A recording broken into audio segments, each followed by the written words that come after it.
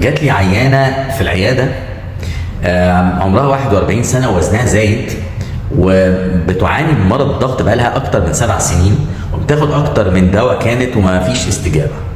استلها الضغط لقيته 250 على 160، رقم مرعب.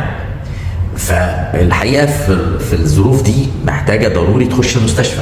قلت لها حضرتك لازم تخش المستشفى دلوقتي علشان نتعامل مع الضغط العالي ده. ما رضتش تخش المستشفى، رفضت، وحاولت معاها اكتر من مره مش موافقه. فقالت لي لازم تكتب لي علاج ضروري، فكتبت لي علاج يعني اكتر من دواء مع بعض، ما ينفعش دواء واحد طبعا، كذا علاج، حوالي 4 ادويه قويه جدا للضغط.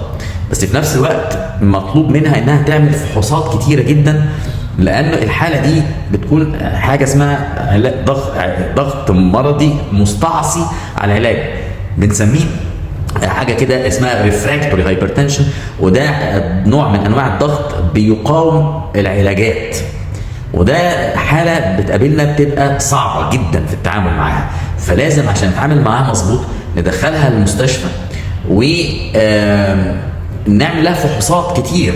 طب ندخلها المستشفى ليه؟ لان الرقم عالي جدا جدا، 250 على 160 ده رقم عالي جدا.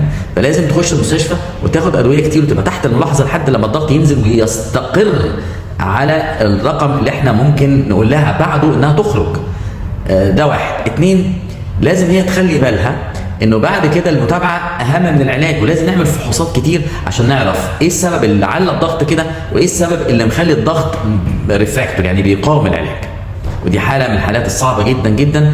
فهي ربنا يشفيها، مشيت ما رضتش انها تاخد العلاج، فربنا يسهل لما ترجع ان شاء الله الامور تبقى مستقره باذن الله.